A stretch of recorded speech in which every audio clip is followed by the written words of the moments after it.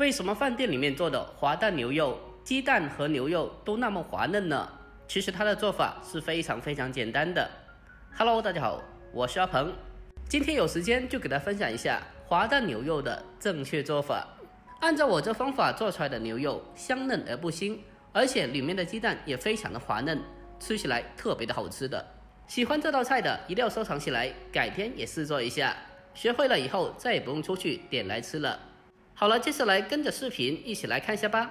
首先我们要准备一块新鲜的牛肉，要想牛肉吃起来滑嫩又好吃，那么改刀的方法一定是最重要的。大家看一下牛肉的横截面，它的纹路走向。在改刀过程中一定要注意，一定要采用逆纹切的方法，将牛肉改刀切成薄片。所谓的逆纹切，就是把牛肉的肌肉纤维给它切断了。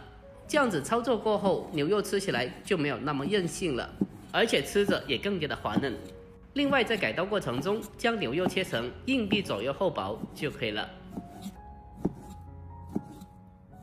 我们将牛肉全部改刀切好后，接着给它装在小碗里面。下一步开始简单的调味一下，往里面添加少许的蚝油，还有一点点的鸡精，再添加1茶匙的生抽，还有少许的老抽增色，接着再添加少许胡椒粉，还有料酒去腥增香。调味过后，再用手给它搅拌一下，给它搅拌均匀。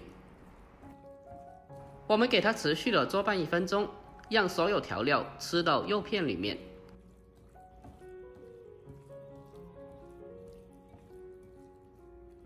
搅拌均匀之后，紧接着再往里面添加适量的玉米淀粉，然后再继续的搅拌一下，给它充分的搅拌均匀，让每一片肉片都可以均匀的裹上一层薄薄的淀粉。经过这样子的腌制以后，牛肉吃起来就非常的滑嫩的了。最后再往里面添加少许的花生油进行封油，锁住水分，然后再继续的搅拌几下，给它搅拌均匀就可以了。接着先放开一旁备用。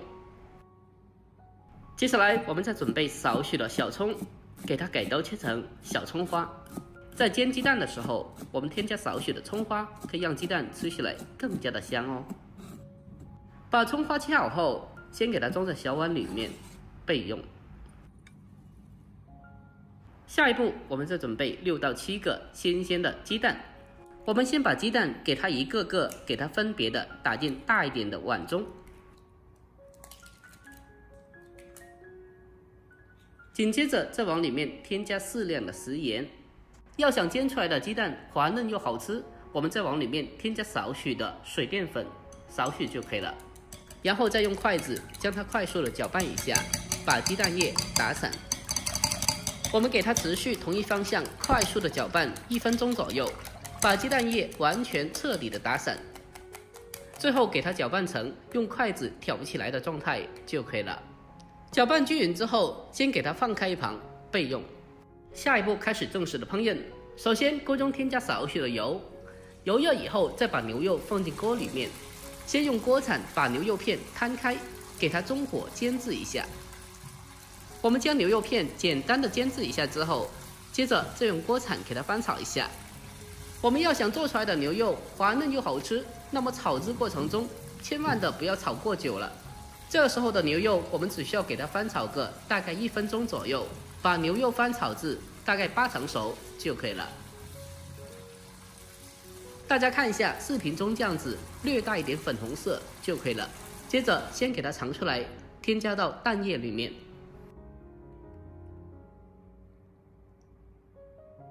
紧接着我们再往里面添加适量的葱花。这个时候调味就不需要了，因为牛肉片还有鸡蛋液中都已经是调味过了。用筷子给它搅拌一下，将牛肉片和鸡蛋液充分的搅拌均匀就可以了。下一步重新起锅下油，接着油热以后再把鸡蛋液倒进锅里面。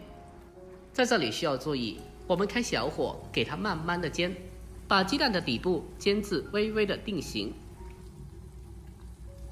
然后再用锅铲的背部把鸡蛋轻轻的推动一下，让上面没有凝固的蛋液渗透下来。像这样子给它重复的操作一下，让里面所有的蛋液都变得凝固。我们在翻炒的过程中，一定要全程的开小火，给它慢慢的、轻轻的翻动，避免大火造成鸡蛋变老。炒滑蛋如果干巴巴的就不好吃了。这个就是炒滑蛋非常重要的一个烹饪手法。亲爱的朋友们，拍摄不易，看着这里了，如果觉得我这个视频对你有帮助的话，那么就麻烦您对着屏幕帮我点赞呗。您的每个点赞和留言都是我前进的动力，在这里感谢您了，感谢您长期来的支持和鼓励，真心的感谢了。我们在做炒滑蛋的时候，同样的还是要注意，不能翻炒的过久。如果翻炒过久，会造成鸡蛋液过熟，从而变老。我们只需要把鸡蛋给它翻炒至鸡蛋液刚好的成熟凝固就可以了。这样炒出来的滑蛋吃起来就非常的滑嫩又好吃了。就这样，一道非常好吃的家常滑蛋牛肉就做好了。最后给它关火，出锅装盘，就可以美美的开吃了。一道香喷喷的滑蛋炒牛肉就烹饪完成了。按照我这方法炒出来的牛肉，吃起来滑嫩而不柴，而里面的鸡蛋吃起来特别的香嫩。最关键的是，一点鸡蛋的蛋腥味都没有，特别的好吃。像这么一盘，饭店里面最起码要卖到68块钱，但是我们在家里面自己做的话，成本只需要10多块钱就可以了。所以说，学会了以后，再也不用出去点来吃了。在家里面做，简单快捷又方便。如果您平常也喜欢这道菜的话，那么一定要收藏起来，改天给家里人也试做一下。好了，今天视频就分享到这里，喜欢的记得点赞关注，我们下个视频再见吧，拜拜。